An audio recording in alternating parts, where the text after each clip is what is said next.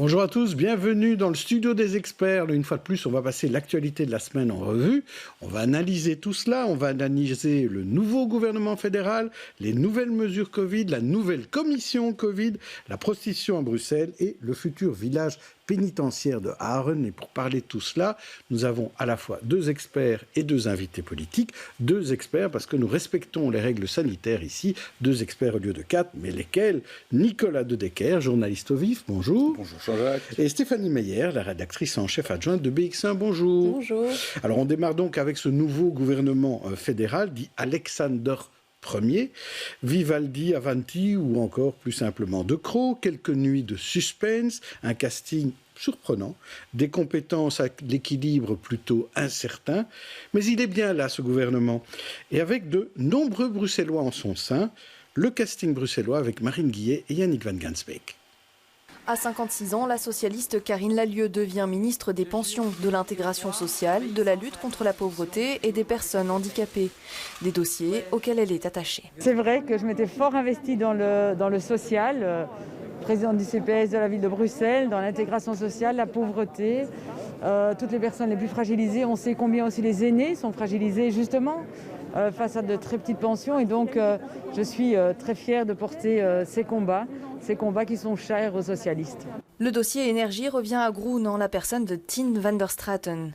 Loin d'être une novice en la matière, cette juriste de 42 ans est spécialisée dans les dossiers d'énergie et de climat. Pour elle, il est temps d'ouvrir la voie à des investissements dans l'énergie renouvelable. Ancienne échevine à la commune de Koekelberg, elle y est conseillère communale depuis 2006. C'est vrai qu'il y a beaucoup de Bruxellois et c'est une fierté pour moi qu'une Bruxelloise néerlandophone siège dans ce gouvernement. C'est aussi le choix d'une liste écolo. De cette façon, on va pouvoir bien représenter Bruxelles dans ce gouvernement. Peu connu du côté francophone, Sami Madi est considéré comme l'étoile montante du CDNV. Ce Bruxellois, qui habite désormais à Vilvoorde, a perdu la course à la présidence de son parti et devient secrétaire d'État à l'asile et la migration. Un poste d'envergure pour cet homme de 32 ans dont le père a fui l'Irak. J'ai l'intention de travailler à une politique de la migration qui soit la meilleure et la plus efficace possible. Mon parcours personnel est pertinent et j'espère montrer clairement à la population que l'immigration n'est pas un thème qui doit diviser les gens. Tout le monde est à la recherche d'une politique de migration plus humaine, mais aussi plus efficace et ordonnée. Et si je peux réaliser cela et emmener tout le monde derrière un même projet, j'aurai réussi. C'est la coprésidente d'Ecolo, Zakia Katabi, qui prend en charge l'environnement et le climat dans ce nouveau gouvernement. L'Ixelloise de 44 ans est habituée au banc de la Chambre et du Sénat et se retrouve désormais en charge d'un dossier brûlant. Il y a une urgence aujourd'hui parce qu'avec le corona, les conséquences que ça a eu sur notre économie, on a un peu le sentiment que la thématique est passée en deuxième plan alors que les deux se confondent. Je pense qu'il faut remettre à l'actualité la question climatique et de la justice environnementale. Et donc c'est ce à quoi je vais m'atteler dès là maintenant. Et ce n'est pas une façon de parler. Et Zakia Katabi est l'ex-coprésidente d'Ecolo, bien sûr. Alors, Nicolas De Decker, qu'est-ce que vous en pensez de ce casting? Très bruxellois, hein? Très bruxellois. En même temps, il y a quand même, par rapport à la période qu'on a connue avec les Onkelings, les Renders, les Milquet, il y a quand même aussi un plafond de verre un peu. C'est-à-dire qu'il y a beaucoup de bruxellois proportionnellement. Il y a même beaucoup de grands bruxellois. Sami Madi qui est à Vilvoorde, Sophie Wilmez qui est à Rode-Saint-Genèse, c'est Eva de Blecker, je pense, qui est d'Overheim. Secrétaire d'État au budget, oui. Donc il y a beaucoup aussi du Bruxelles élargi, mais est-ce qu'au cœur du pouvoir, il y en a tant que ça? C'est peut-être un petit regret, en tout cas du point de vue bruxellois, étant bruxellois. Mais c'est aussi un gage d'avenir, parce que ces Bruxellois qui arrivent, qui sont donc en période d'ascension politique, on peut quand même raisonnablement supposer que dans les années qui viennent, on va encore devoir compter sur eux, parce qu'ils sont relativement jeunes par rapport à cette époque du début des années 2010 où c'était les Milquet, les Renders, les Onkelings qui faisaient un petit peu la loi au gouvernement fédéral et qui étaient un peu plutôt en fin de parcours. Donc je pense qu'il y a une nouvelle génération qui monte, c'est intéressant. Une transition. C'est une forme de transition qui n'est pas, d'un point de vue de patriote bruxellois, pas trop problématique. Par exemple, si on était liégeois, je pense qu'on aurait un autre discours. Oui. Stéphanie Meyer. Au-delà du cocorico un peu régionaliste qu'on peut avoir, c'est intéressant d'avoir plusieurs Bruxellois dans le gouvernement parce que très souvent la région, elle s'est plainte de ne pas avoir suffisamment de relais, de ne pas être entendue par le fédéral, qu'on ne tienne pas compte de sa sensibilité, de sa réalité. Donc ici, on a quand même toute une série de personnes. Karina Lieu pour le PS c'est dans le gouvernement bruxellois, Tine Verstraeten et Zakia Katabi pour Ecolo Groen. Donc ça fait quand même des courroies de transmission, si on peut dire, qui sont plus évidentes par rapport à ça. Alors, une des Bruxelloises, Bruxelles élargie, c'est quand même Sophie Wilmès aussi, puisque la régionale du MR, c'est une régionale Bruxelles et commune de la périphérie. Donc elle est vice-première, elle a plus de poids aussi. Donc là, il y a quand même quelques relais. Et puis c'est pas mal aussi de voir qu'il y a autant de femmes qui montent dans le gouvernement, qu'on arrive à un gouvernement paritaire. Il y a une avancée par rapport aux autres. En matière de relais aussi, ce qui est intéressant de souligner, c'est que Belliris, l'accord de coopération, il est dans les mains d'une bruxelloise, mais ça, c'est de bonne tradition, mais une bruxelloise dont le parti est au pouvoir à la région bruxelloise. Ce n'était pas le cas précédemment, puisque depuis que ça n'avait plus été le Lorette Onkelings, c'était les libéraux qui gérait ça. Et donc c'était une chez un Bruxellois quand même. C'était un Bruxellois, mais c'était une couche supplémentaire de négociation. On devait quand même s'arranger entre partis. Mais si ce sera plus facile pour construire un métro, par exemple, supplémentaire. Éventuellement. Et si Une des priorités de ce gouvernement, c'est notamment de consacrer une plus grande partie des fonds Belliris au projet de mobilité. Donc c'est pas anodin. Mais on va voir ce qu'en pensent nos deux invités, deux députés bruxellois.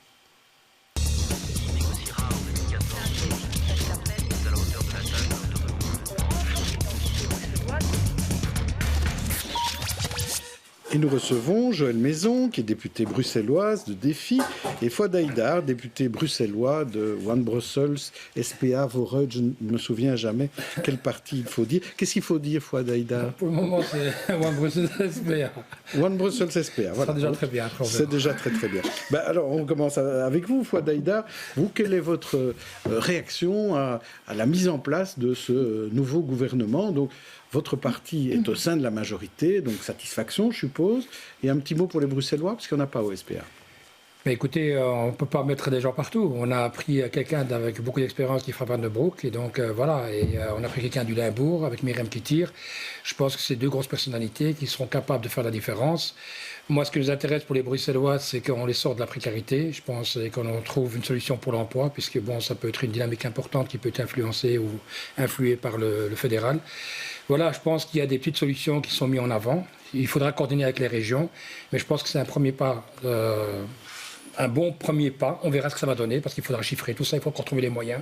Il y a une crise post-Covid qui va arriver, et je pense que le nerf de la guerre, c'est trouver les moyens. Et je suis très content qu'il y ait quand même une petite taxe qui va être mise en place pour permettre à ceux qui ont le plus de moyens de pouvoir contribuer, parce qu'il faut être équitable. Les gens qui ont gagné de l'argent, c'est très bien. Et il faut leur demander cette fois-ci d'être un peu plus solidaires. Ils doivent un peu contribuer pour le Covid. On verra ce que sera exactement cette taxe d'ailleurs. Joëlle Maison, alors vous êtes dans l'opposition chez Défi. Opposition que le président a dit constructive. Qu'est-ce que vous pensez de ce gouvernement ? Comme on va mener une opposition constructive, a priori, on a un regard positif déjà. Quelle bonne nouvelle d'avoir un gouvernement. Ça, c'est évidemment la première bonne nouvelle et un grand soulagement pour toute la population. Ensuite, on verra. Moi, je suis interpellée, puisque je vais rester dans le ton positif, des 500 millions qui sont proposés et prévus pour la justice. Je crois que, en tant qu'avocate de formation, je crois que c'est vraiment essentiel de rendre le fonctionnement de la justice plus juste et plus adapté. On connaît l'arriéré judiciaire qui est absolument inacceptable. J'ai l'impression que les précédents gouvernements ont vraiment vidé la justice de sa substance, même si le ministre Gaines a conçu quelques réformes, mais en tout cas l'enveloppe budgétaire pour notamment informatiser la justice comme elle se doit de l'être et pour résorber cet arriéré judiciaire qui est absolument inacceptable et qui fait en sorte finalement qu'il n'y a plus d'équilibre des pouvoirs dans ce pays.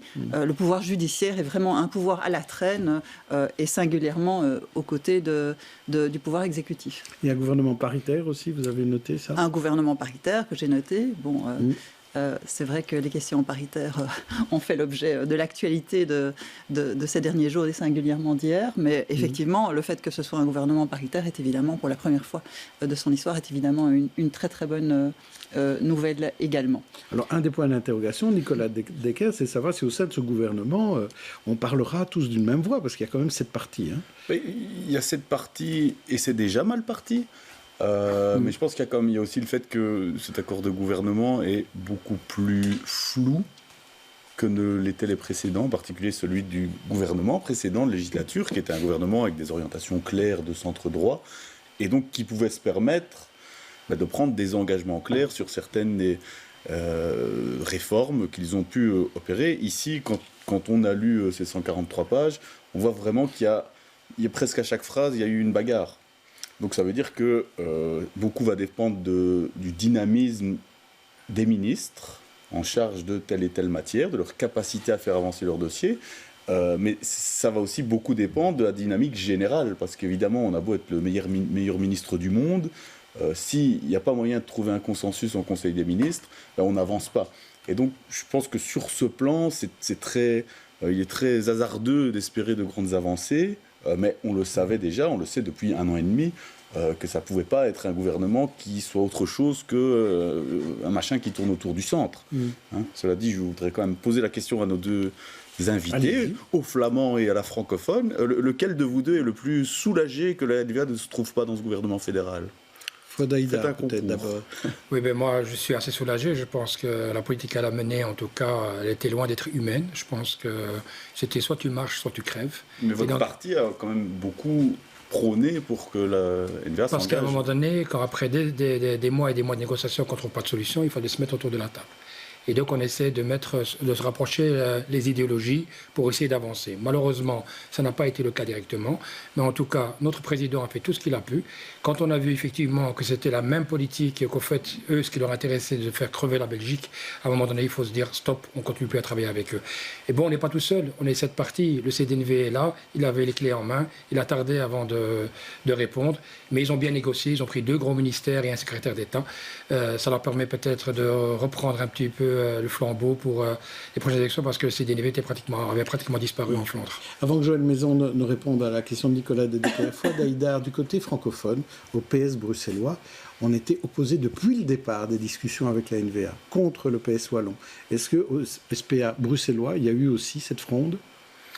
Le fait de travailler avec le PS? Non, de négocier avec la NVA. Écoutez, moi, tout ce que je sais, c'est que mon président m'a confirmé à plusieurs reprises que le PS était tout à fait prêt à négocier avec la NVA depuis le début. Mais le PS bruxellois a dit dès le départ que n'en voulait pas. Bon. Il n'y a pas eu d'attitude comme ça. Non, il n'y a pas d'attitude. Je pense qu'on a un bureau du parti. Et c'est vrai qu'il y a une différence entre One Brussels et le SPA.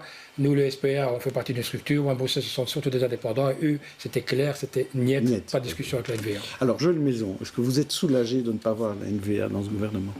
Bien sûr, mais nous, on a été clairs d'emblée. Donc, François de Smet, notre président, l'a dit. On ne montera pas dans un gouvernement avec la NVA. Alors, il sait qu'on n'est pas dans le gouvernement, il sait que la NVA n'y est pas non plus. Et pour moi, c'est un soulagement. Et pour nous, c'est un soulagement. Mais je crois qu'on ne peut pas nous faire le reproche ou le grief de ne pas avoir été totalement clair à ce sujet. Toute proposition aurait été déclinée par nous si la NVA avait été au gouvernement.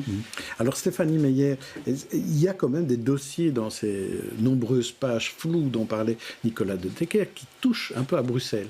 Peut-être moins précises que les rapports précédents des informateurs de Egbert Lacarte, par exemple. Mais on parle quand même un peu de Bruxelles dans ce plan. Il n'y a pas énormément de choses nommément sur Bruxelles, mais par exemple, on parle de la police. On avait à un moment pensé revoir les zones de police. Ça n'est pas écrit comme ça dans le document, mais on parle de revoir le financement de la police. Alors, ça fait très longtemps que tout le monde est d'accord pour dire que la fameuse norme KUL qui permettait de répartir l'argent ne correspondait plus à rien, qu'il fallait la changer. Mais ici, voilà, on parle d'une réforme du financement qui devrait permettre d'avoir des zones un peu réorganisées ou aménagées. Donc on pourrait imaginer qu'il y aurait un mouvement des zones de ce côté-là qui était demandé beaucoup du côté néerlandophone. Mais on voit une petite phrase qui dit il faudra pouvoir quand même garantir le travail de proximité de la police. Et là, on voit bien que c'était l'argument de beaucoup de francophones qui disaient, ou de bourgmestres qui disaient, il faut garder ça. Donc voilà, c'est ce qu'on disait tout à l'heure, ce côté donnant-donnant des deux côtés qui C'est le côté en même temps, déjà, qui existe en France. Oui, Joëlle Maison. Mais oui, je suis entièrement d'accord avec Stéphanie Meyer, et c'est vrai que ça me fait penser aussi à l'accord Fédération Wallonie-Bruxelles, finalement. Quand on réunit trois partis qui sont sur l'échiquier politique aussi différents que Écolo, le PS et que le MR, mais forcément, on a une déclaration de politique gouvernementale à double lecture. Et donc, c'est vrai que c'est très dangereux d'avoir tous ces signaux à double lecture. Alors, c'est sans doute pratique pour les négociateurs, c'est utiliser les mots et les phrases de manière à les rendre opaques, mais effectivement, c'est pas du tout clair. Et c'est vrai que l'exemple pour le gouvernement fédéral actuel, l'exemple des 1 500 € net ou brut en est un exemple absolument illustratif. Oui. Mais donc, ça, on verra quelles seront les mesures exactes qui seront prises. Fouad Haïdar, sur les fusions de zones de police, écoutez, vous êtes plutôt favorable à ça. Oui, nous, on est plutôt favorable. Je pense qu'on veut une police de proximité, c'est vrai, plus proche du citoyen, mais on la veut plus efficace aussi quand elle doit intervenir. Et donc, ce serait plus facile d'avoir un commando, une personne qui dit à un moment donné, voilà, on a un problème de police ou de trop peu de personnel pour intervenir dans telle ou telle manifestation, dans telle intervention, qu'on puisse avoir un commissaire bruxellois, on va dire, qui à un moment donné dit, voilà, je recrute 50 agents là, 100 agents là, et qu'on ne doit pas toujours attendre le fédéral. Ça existe déjà un peu partiellement. Oui, ça, partiellement, mais ce serait bien de le mettre peut-être officiellement. Ici, pour éviter... renforcer les pouvoirs du ministre-président, justement, au niveau de la sécurité, oui. C'est dans le programme, et sur les gros événements, mais aussi en général, ils vont les renforcer. Joëlle Maison. Oui, nous, on est tout à fait opposés à une fusion totale des zones de police à Bruxelles. Évidemment, le rehaussement de la norme KUL, on l'a demandé. Et c'est vrai que, vous l'avez dit, cet accord est un peu sibyllin, justement, et ouvre la porte à une fusion des zones de police à Bruxelles. On a bien vu qu'en Anvers, il y a une seule zone, et en termes d'efficience, ça ne fonctionne pas mieux qu'à Bruxelles. Donc je ne trouve pas que c'est un exemple à suivre. Dernier mot peut-être sur ce futur gouvernement. Comment vous avez senti les premiers débats à la Chambre jeudi et vendredi? Je dois dire que à la Chambre, dans les couloirs en tout cas, c'était au Parlement européen par ailleurs, les députés étaient plutôt préoccupés de situations, de questions internes. Oui. D'abord le casting, et puis ce qui se passe en particulier dans un des partis qui est au gouvernement, qui est le MR. Plus que de se dire l'accord de gouvernement n'est pas fameux. Parce qu'en fait, on le sait depuis le début. Et donc, il n'y a pas un député qui, sérieusement, va vous dire c'est quel programme rafraîchissant et c'est super. Vraiment, on voit à chaque ligne que ça a été des compromis, que c'était une guerre. Je dois quand même, à la vérité, dire que je trouve que sur les questions climatiques et environnementales, les écolos ont plutôt bien joué parce qu'ils avaient le moyen de faire un peu ce qu'on appelle la triangulation, de choisir le rallié de moment en moment. Et donc là, c'est plutôt... et d'ailleurs, c'est plus clair et plus précis, vous croyez ? C'est pas que c'est tellement c'est plus clair ni plus précis, c'est même pas tellement d'ailleurs que c'est plus réalisable, mais je pense qu'ils ont quand même davantage marqué de points que les autres familles aux prises. Et d'ailleurs, ici, ils ne sont pas trompés puisqu'ils ont, eux, systématiquement choisi des compétences qui sont vraiment au cœur de leurs engagements, le climat, le Green Deal, la mobilité, mais rien l'égalité homme-femme, et surtout pas essayer d'aller chercher ailleurs des trucs. Donc ils sont vraiment focalisés et ils s'en sortent pas trop mal. Vous voulez rajouter quelque chose, Joëlle Maison ? J'ajouterais qu'on verra ce que ça donne sur les nuisances des avions notamment, puisque on les attend sur le survol. On les attend sur le survol. Effectivement, il n'y a aucun des gouvernements qui n'a réussi à faire appliquer les normes de nuit 22.7 et l'arrêté Bourri. Il y a une action en cessation qui est en cours pour le moment. On va voir si M. Gilles Quinet arrive, au contraire de M. Belot, à convaincre dans ce dossier. Il reprendra peut-être les dossiers d'Isabelle Durand, qui sait. Qui sait. Alors on va passer maintenant à un autre grand sujet de la semaine. C'était les nouvelles mesures Covid, dégainées samedi soir en une espèce de conseil régional de sécurité, port du masque allégé, mais bar fermé à 23h. Tout le monde n'a pas encore compris les nouvelles règles, comme on s'en est rendu compte le 1er octobre. Marie-Noëlle Dinan et Paolo Cohen. Malgré la pluie et la grisaille, ce matin, certains Bruxellois ont le sourire qui se voit. Je me sens soulagée. Oui, grave. Parce que tous les jours, non, c'était insupportable, vraiment. Soulagement donc de ne plus devoir porter le masque partout et tout le temps. Mais certains préfèrent le garder, même dans les rues moins peuplées. Moi, ce que j'entends, c'est qu'il y a plein de chiffres qui augmentent et plein de chiffres qui descendent, donc moi, je préfère le porter. Au moins, moi, il ne me dérange pas. Du moment qu'ici, il n'y a plus personne je l'enlève. Vous étiez là, hein. Donc, mais du moment que je suis là dans le parc, je l'enlève. Le masque reste effectivement fortement recommandé dès que la situation ne permet pas de respecter la distance physique d'1,50 m.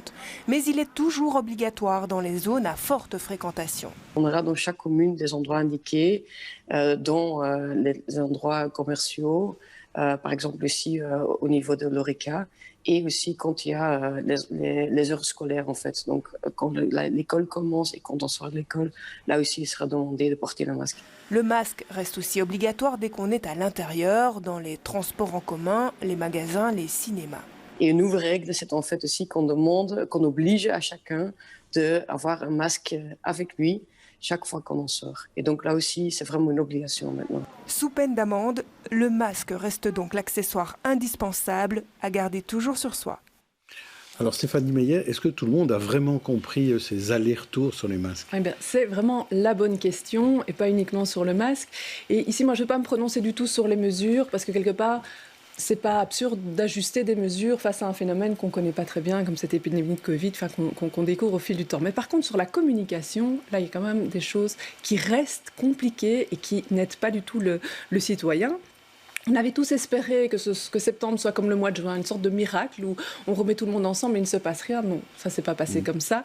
Les contaminations remontent, c'est logique. Et puis le 15 septembre, il y a ce message qui est envoyé sur les réseaux sociaux par Sophie Wilmès, cette vidéo qui dit « Attention, il faut croire les chiffres » puisque beaucoup les mettaient en cause. Il faut faire bien attention. Donc là, la première qui s'invite sur les smartphones des citoyens, c'est quand même symboliquement quelque chose d'assez fort.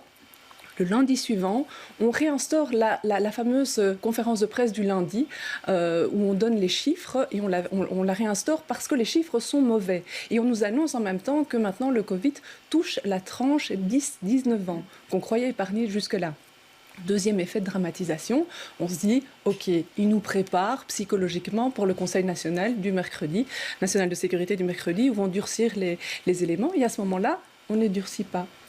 On est plutôt dans une logique d'allègement. Ah, ça retombe. Et puis, le week-end, donc 3 jours après, on convoque dans certaines zones les bourgmestres pour prendre des mesures en urgence.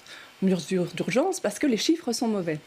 Et donc le lundi, on décide de fermer les bars dès 23h, mais le jeudi, on enlève les masques dans une partie de l'espace public. Donc en termes de signal, de communication, de signal pour le citoyen lambda, c'est super compliqué parce qu'il ne peut pas comprendre dans quelle tendance il est. Est-ce qu'on va vers un allègement ? Est-ce qu'on va vers quelque chose qui se complique ? Et donc, ce qui a été très difficile pendant le confinement et donc qui va continuer à le rester, c'est la difficulté à se projeter pour le citoyen. On parle beaucoup d'adhésion. Si on ne peut pas se projeter, c'est difficile d'adhérer. Est-ce que vous avez votre masque, Joëlle Maison ? Oui, Stéphanie Meyer a eu la gentillesse de m'indiquer qu'il était accroché toujours à mon donc bras. vous l'avez, donc vous avez compris qu'il fallait un masque tout le temps, quoi. Moi, j'ai compris, je me suis très fort concentrée, je suis tout à fait d'accord avec vous. Alors, un allègement des mesures, ça me semble indispensable pour une adhésion la plus large possible de la population, et notamment des jeunes. C'est vrai qu'on n'est pas crédible quand on dit, même si c'est plus facile, c'est plus uniforme, qu'on doit porter notre masque à minuit dans un bois tout seul à Bruxelles. Ça n'a pas de sens, en fait. Donc, pour que les mesures soient, pour qu'il y ait une adhésion de la population, il faut évidemment qu'elle soit claire et plus légère.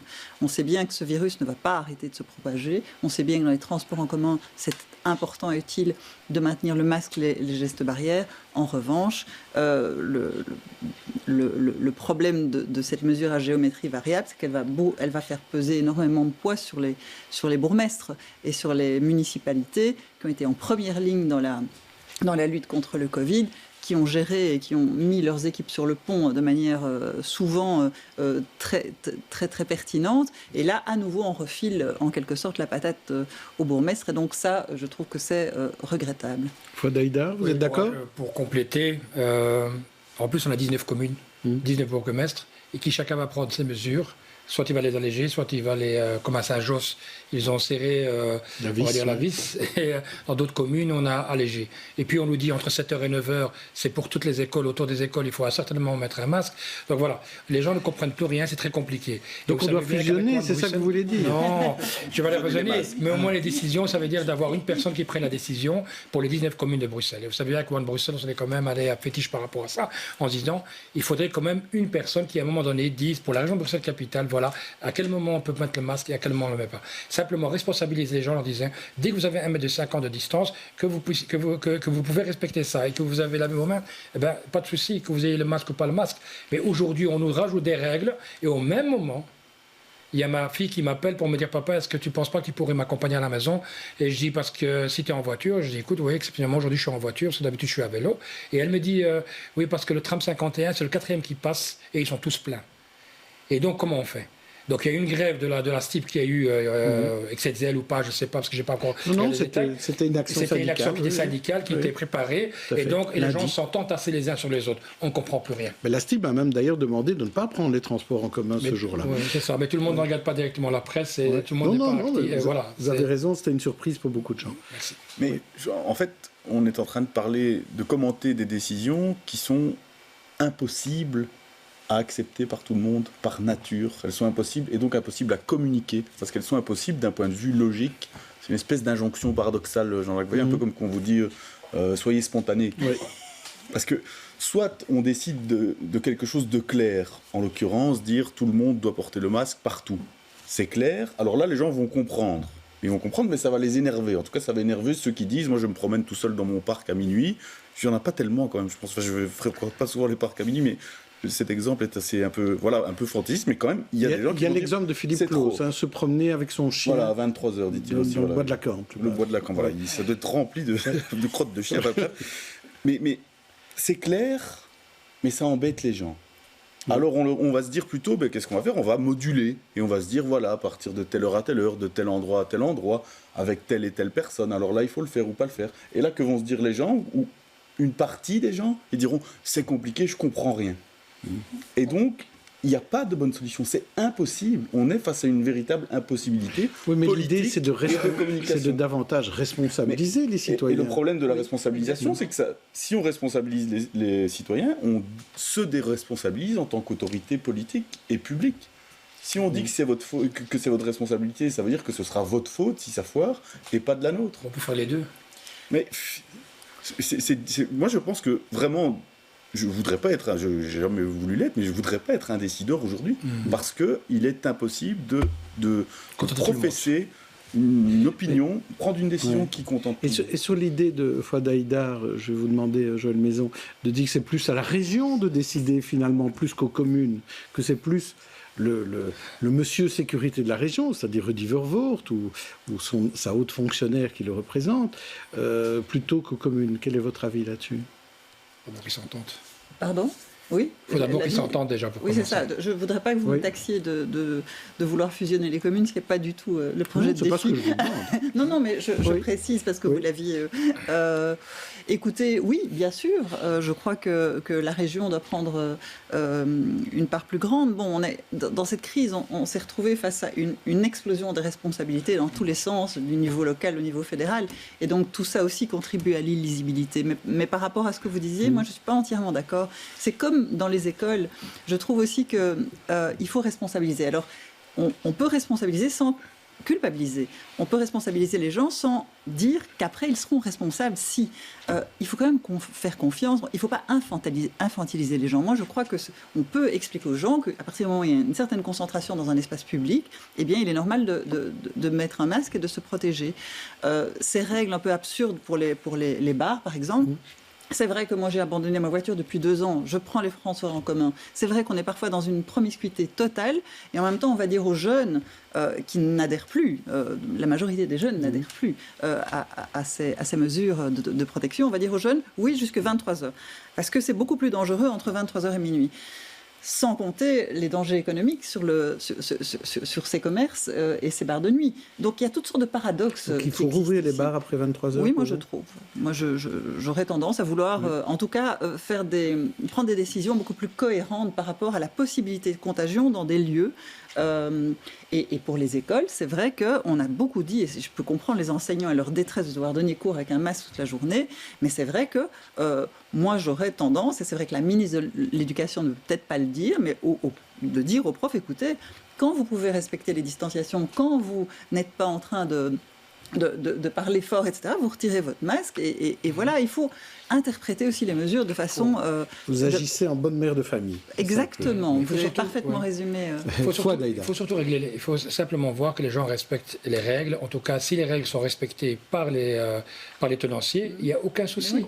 Moi, je vais vous donner un simple exemple. Je vais de temps en temps faire le marché du flaget, par exemple, à Ixelles. Vous m'excuserez, déjà le matin, vers 11h, midi, c'est plein. Donc, je ne vais pas citer les noms des cafés, vous les connaissez. Ils sont pleins. Mais le problème n'est pas là, c'est qu'il faut 1,50 m de distance. Ils vont le respecter, ils vont s'asseoir, mais ils tirent leur masque. Il n'y a personne qui nettoie la table juste après.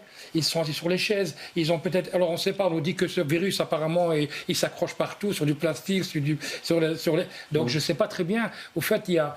Tant qu'on respecte les règles, qu'elles soient à minuit, à 2h du matin ou à 3h du matin ou qu'on européen mais de la journée, moi j'ai aucun problème par rapport à ça. Il faut trouver un règlement. Le problème c'est à partir du moment où les gens commencent à danser, à s'amuser, à se toucher. Et là peut-être que parce que quand on a bu un verre après 23h, on se dit peut-être... C'est ça l'argument. C'est ça l'argument. Ils vont faire des fêtes chez eux. Voilà. Alors pour terminer... Mais cet exemple des bars me fait justement croire que je suis plutôt d'accord avec moi qu'avec Joël Maison. Parce que en effet, un bon commencement. Ce qui serait clair et non paradoxal serait alors qu'on ferme les bars simplement. Qu'on se dise pour être sûr, parce qu'évidemment si on décide de le faire de manière limitée, on s'expose à être taxé d'inconséquences, de complications, etc. On se dit, mais pourquoi 23h, pas 23h30, pourquoi pas minuit, pourquoi pas tout le temps. Mais pourquoi les transports en commun alors? Pourquoi pas les transports en commun voilà. Si on décide... c'est un confinement à nouveau, alors vous prenez un confinement. C'est le problème. Votre mois propose un confinement. C'est ce que Nicolas veut. Nicolas veut le confinement, il faut l'assumer. Voilà. Je ne vais pas prendre de position politique dissalitaire. Je non vivant. Je le vois tout de suite. Si on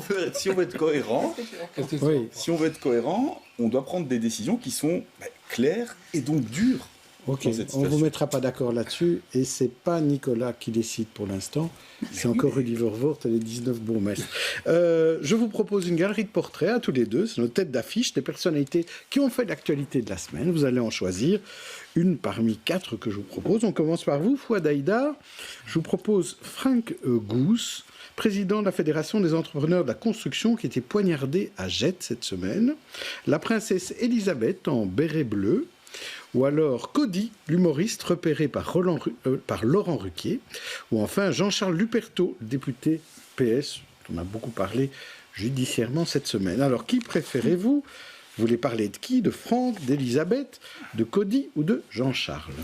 Écoutez, je vais faire un pied de nez à la NVA, je vais prendre Elisabeth. Oui. Voilà. Je trouve qu'elle passerait très bien. C'est une ferait une bonne reine. Je pense qu'elle ferait... écoutez, il faut qu'elle fasse d'abord terminer ses études, et puis on verra un petit peu, je ne la connais pas personnellement, mais étant moi-même, j'ai 4 filles de même âge, enfin des jumelles qui ont 18 ans.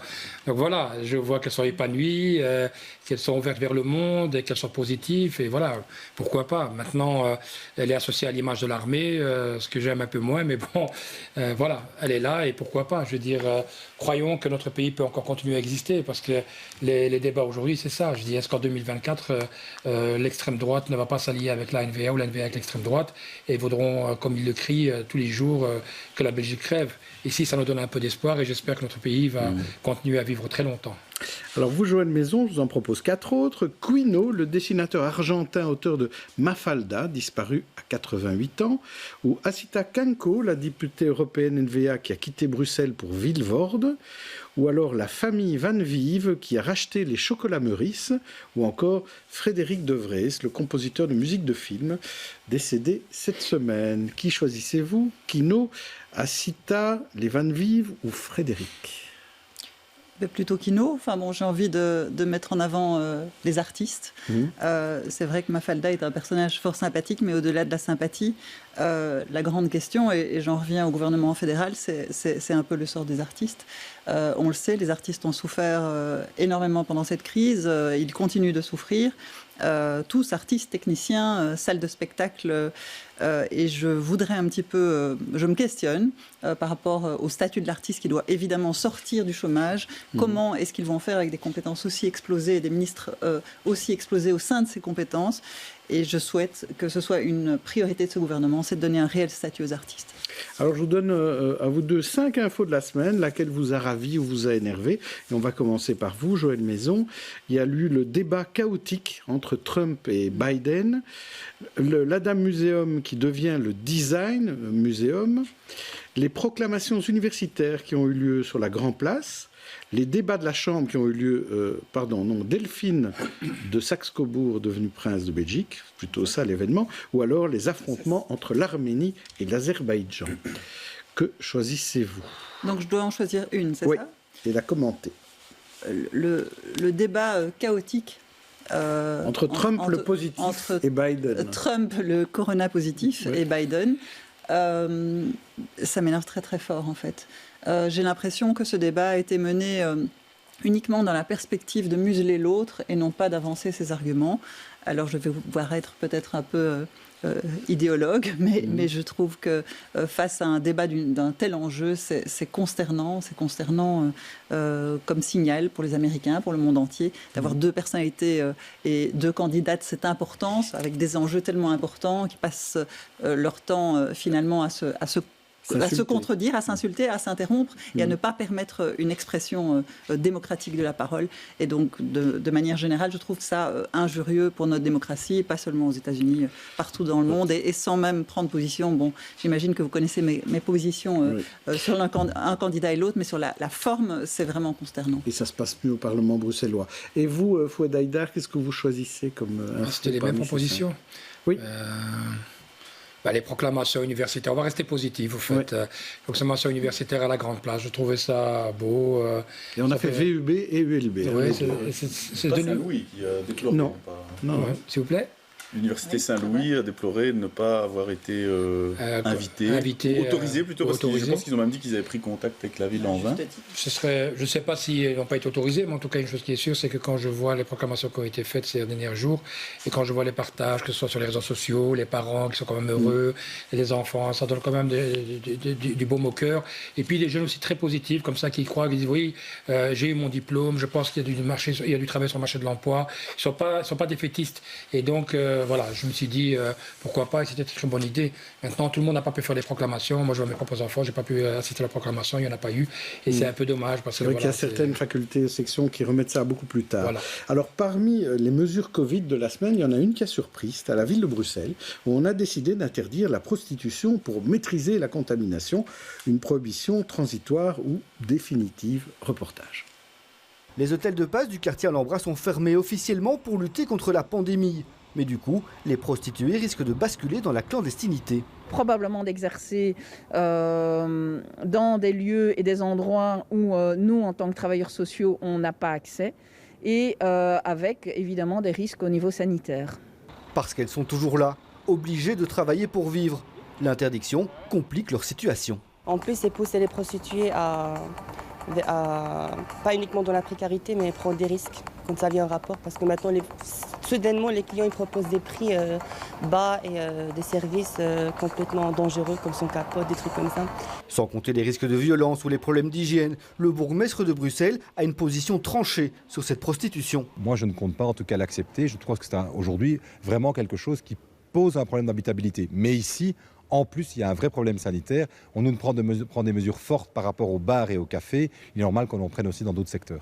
Sur la question de la précarité, la ville invite les racoleuses à se tourner vers les CPAS, mais elles n'ont aucun statut et peu ou pas accès aux aides.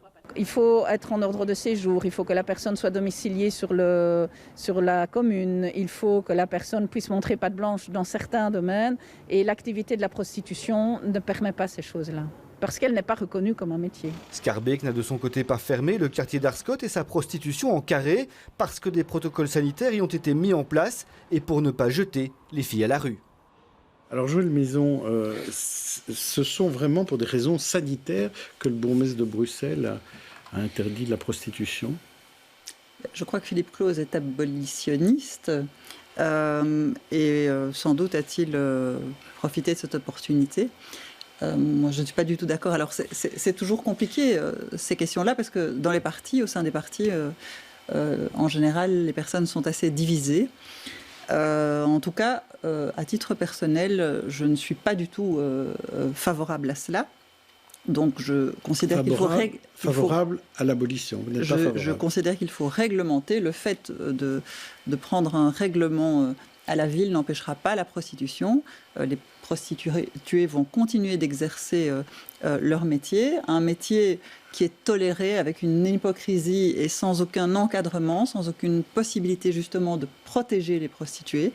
Donc je crois qu'on vit ici, au contraire de l'Allemagne ou de la Suisse, qui ont une tradition plus protestante, alors que nous avons une tradition plus catholique, dans une hypocrisie sans nom.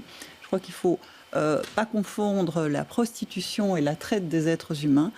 Il y a de la traite d'êtres humains dans d'autres secteurs que la prostitution, et ces deux concepts ne sont pas nécessairement similaires ou ne vont pas de pair nécessairement. Donc je pense qu'il faudrait un certain courage politique justement pour pouvoir enfin encadrer, comme on l'a fait par exemple à la Villa Tinto à Anvers, la prostituée, les prostituées, la prostitution, les protéger, tout en permettant, évidemment, je ne suis pas favorable à ce que la prostitution prenne de l'ampleur. Il faut évidemment empêcher les nuisances aussi pour les riverains. Il faut l'encadrer. Mais il faut l'encadrer, et ce n'est pas avec des attitudes comme ça qu'on va régler la situation. Fouad Haïdar.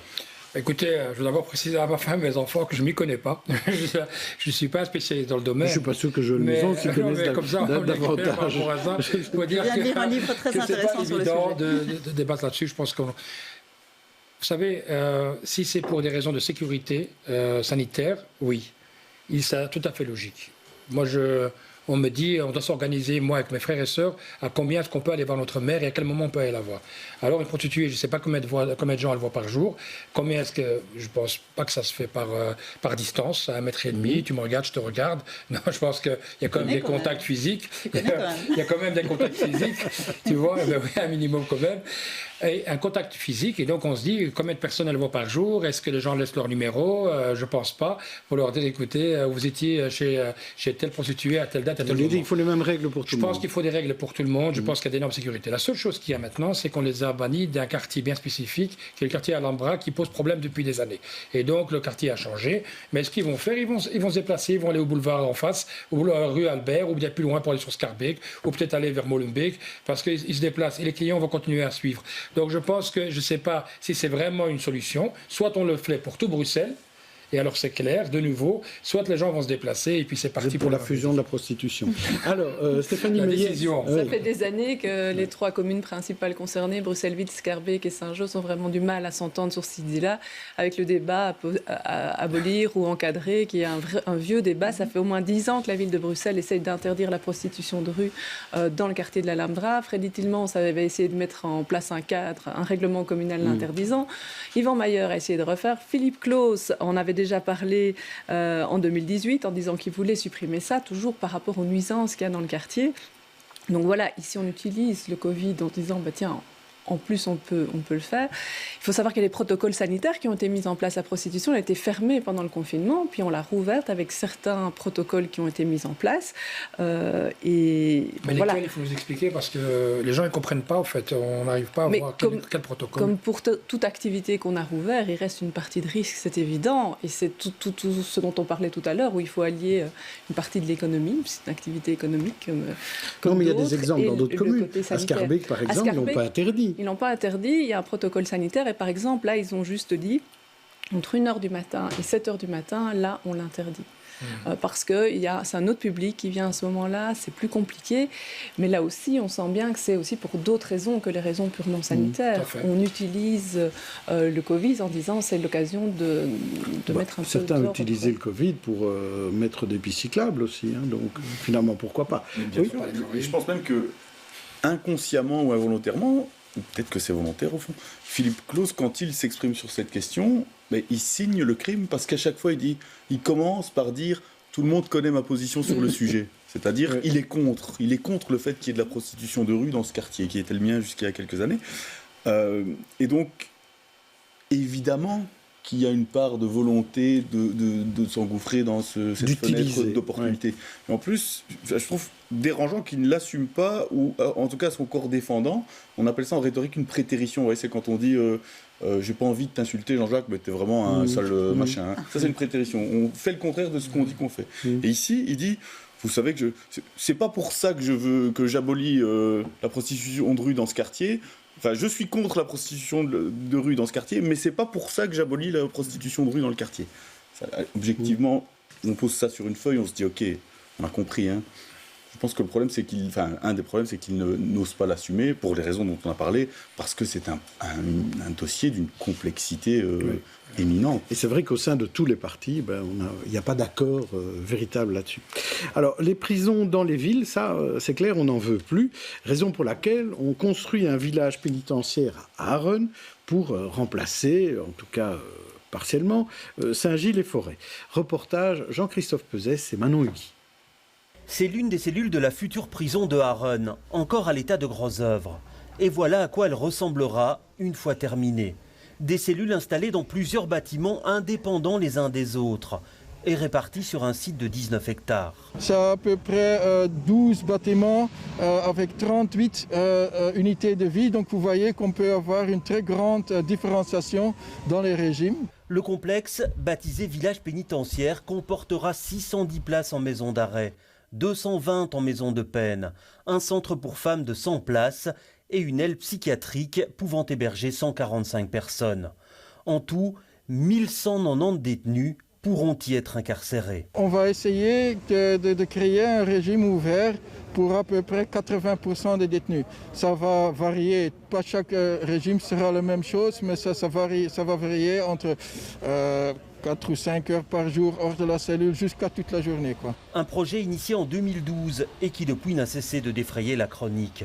Ses opposants le jugent démesuré et dénoncent le gigantisme de cette méga-prison. Ils déplorent aussi l'éloignement du site du palais de justice. Mais le ministre de la Justice, lui, assume. Le projet en tant que tel a énormément de mérite parce que ce sont des unités de vie de 28 personnes dans des bâtiments de 100 personnes. Ce n'est pas un mastodonte de bâtiments, ce sont des cellules qui sont très modernes. Dans les unités de vie, il y a des salles à manger, il y a des salles de détente. Donc je crois vraiment que ça correspond à la modernité. C'est un consortium d'entreprises privées qui réalise le chantier et assurera l'entretien de la prison pendant 25 ans contre une indemnité de 40 millions d'euros par an environ. La prison devrait être opérationnelle en 2022. Alphonse Allais disait que c'était beaucoup plus simple de mettre les villes à la campagne. Est-ce que ce serait plus simple de mettre les prisons comme ça, en liberté à l'extérieur du centre-ville? Est-ce que c'est une bonne idée, Fouad Haïdar? D'abord, bonne idée ou pas bonne idée, je ne sais pas si vous avez été visiter les prisons de Saint-Gilles-les-Forêts, c'est une vraie catastrophe. Ce sont des bâtiments qui ont plus de 200 ans, qui ne sont plus du tout adaptés à nos jours. Donc je pense qu'il serait temps de donner un peu de dignité aussi aux gens. Maintenant, il y a des gens qui ont commis des crimes. Ils doivent être condamnés pour ce qu'ils ont fait, mais je pense que ça reste des êtres humains qui, au moment vont devoir sortir, vont devoir, à un moment donné, après 2 ans, 3 ans, 5 ans, même 10 ans, sortir de prison. Il faudra, à un moment donné, les réinsérer dans la société. Aujourd'hui, les états des prisons, on a eu l'occasion avec la Commission à plusieurs reprises d'aller visiter les prisons à Bruxelles. C'est une catastrophe. On les compare avec les prisons hollandaises, alors on se dit, mais c'est pas possible que ça existe. J'aurais honte de dire qu'on a des bâtiments pareils. Aujourd'hui, nous avons construit une prison du côté d'Arronnes. Il y a eu beaucoup de discussions, c'était pas évident, c'est quand même un poumon vert qui était quand même important, qui a été retiré. On a eu beaucoup de discussions au niveau interne, mais à un moment donné, le permis a quand même été délivré et ils ont pu créer, enfin, on verra ce que ça va donner, apparemment un cadre un peu plus agréable pour des personnes qui, malheureusement, ou heureusement pour certains d'entre eux, doivent être en prison. Moi, je pense qu'aujourd'hui, c'est une bonne chose qui a été faite. Alors il y a une remarque, on me dit oui, mais il faudra déplacer ces gens du tribunal au tribunal. Je dis, écoutez, pourquoi pas faire un tribunal à l'intérieur de cette prison qui permettrait de développer, qu'il n'y a que les juges qui se déplacent et les avocats. Voilà, maintenant, certains avocats vous disent oui, mais on a plusieurs affaires, tantôt c'est criminel, tantôt c'est pénal. Donc je me dis, est-ce qu'il y a des possibilités par rapport à ça? Mais ils doivent s'adapter, c'est ça que vous dites. Ils s'adaptent, oui, écoutez, si c'est possible, tout le monde doit s'adapter, faire un petit effort, pourquoi pas les avocats un peu plus? Joël Maison. Le projet est abouti. C'est trop tard pour être contre. En 2022, si vous me demandez mon avis, je ne suis pas d'accord avec Nguyen. Je ne trouve pas que c'est entrer dans la modernité que de mettre une prison à Arronnes, une prison qui va accueillir 1200 détenus. Il y a toutes des études très sérieuses qui démontrent que plus la prison est grande, moins la qualité de vie est bonne. Il y a tout le problème, toute la question de la mobilité. entre le palais de justice et toutes ces personnes qui se trouveront en détention préventive. À Arun, il faut y penser aussi. On a la question aussi pour les familles. Mais on a aussi, et je suis tout à fait d'accord avec vous, l'état des prisons est consternant, c'est indigne d'une société digne de ce nom, mais il fallait rénover les prisons, de mon point de vue. J'ajouterais, quand vous parlez des Pays-Bas, qu'aux Pays-Bas, les prisons sont vides, non seulement... c'est un tout autre état, mais les prisons sont vides, les prisons sont à moitié pleines. Il y a moins de gens incarcérés aux Pays-Bas pour plus. Oui, mais c'est ce qu'on voudrait. Il faut aussi se demander pourquoi. Et c'est pas seulement la question des peines alternatives, c'est aussi toute la question, et on revient sur ces millions accordés à la justice. Il y a toute l'efficacité. Les peines sont plus courtes, mais elles sont exécutées de façon plus ferme. Donc ici, il faut vraiment réformer tout ce système parce qu'on se trouve vraiment dans une situation, vous avez cité les Pays-Bas, qui est tout à fait indigne, tant au niveau de l'état des prisons qu'au niveau de la solution qu'on a mise en place pour essayer d'éloigner le problème de notre vue et de nos vies, en fait. Nicolas, je vous laisse ajouter quelque chose ? Les ultra-solutions, Jean-Jacques, ça vous dit quelque chose? C'est un spécialiste de la communication, Václavic, qui avait inventé ça. C'était un titre « Comment réussir à échouer ». Et je pense qu'en effet, on a un problème qui sont ces deux prisons, en effet, indignes d'un État occidental au XXIe siècle. Et pour remplacer ces deux prisons, ces deux infrastructures qui sont indignes, on en construit une dont on sait qu'elle va poser des problèmes qui sont au moins aussi grave à court ou moyen terme, parce qu'en effet, si on a 1200 prisonniers sur un même site, ce n'est bon ni pour les prisonniers, ni pour les personnes qui travaillent avec les prisonniers, ni pour les personnes qui habitent dans le quartier où se trouvent les prisonniers, ce n'est bon pour personne. Alors, comme l'a dit Madame Maison, en effet, mais maintenant c'est trop tard, puisqu'on ne peut pas dire maintenant, arrêtez, on remblait tout, on reconstruit cet espace vert originel, et on y va. Mais je pense que c'était non pas une mauvaise solution, une ultra-solution. L'exemple que prenait Václavic, c'était pour dire on veut opérer un patient d'une maladie et l'opération a réussi parce qu'il n'est plus malade, il est mort. Oui. Ben c'est un peu ça ce qu'on est en train de faire. On reconstruit un problème plus grave. Mais il y a quand même un élément, Stéphanie Meyer, c'est qu'il y a des terrains superbes sur Saint-Gilles-et-Forêt qui vont être libérés par la disparition des prisons. Et ça, c'est quand même un élément important de la réflexion. C'est le grand enjeu, évidemment, de ce dossier-là aussi. C'est qu'est-ce qu'on va faire des prisons de Forêt et de Saint-Gilles. Alors, il y a un côté patrimonial pour une partie. Je pense même qu'il y a une partie qui est protégée. Oui, on va garder au niveau des toitures. L'entrée de Saint-Gilles, on va la garder. Et puis après, voilà, il y a ce besoin de construire du logement à Bruxelles. On sait bien qu'il en manque beaucoup. Et donc, ça fait des énormes terrains. Oui, ça, c'est un dossier bien à côté. Et alors, l'autre question, c'est de voir si cette méga-prison de Arun va pouvoir mettre fin à ces récurrentes grèves qu'il y a, par exemple, dans les prisons. Est-ce qu'en améliorant, avec une prison flambant neuve, est-ce que ça va améliorer vraiment la situation des gardiens et des détenus? Parce que c'est vrai que c'est quelque chose qui est devenu cyclique et qui n'est pas normal. Donc ça, c'est une vraie question aussi. S'il y a moins de grèves, la prison d'Ytre, qui est toute belle et toute flambant neuve depuis 10 ans, il y a aussi des grèves à Ytre. Donc, et puis c'est des unités différentes, hein. Il faut bien faire attention, il faut voir le plan de la prison, comment il est dirigé. On a l'impression quand même, c'est un cadre quand même assez exceptionnel qui va permettre de mettre des petites unités beaucoup plus petites. Et je pense que tous les gardiens ne seront pas en contact avec tout le monde. Maintenant, peut-être on veut rêver, laissez-nous rêver, en espérant que ce sera mieux. On verra dans 2 ans. Et puis et on espère que bientôt ils seront tous libérés et qu'ils n'auront pas besoin de ces prisons et que tout d'un coup on le transforme en une grosse maison de jeunes et on verra. Qu'est-ce que tu en penses? On passe à nos coups de cœur.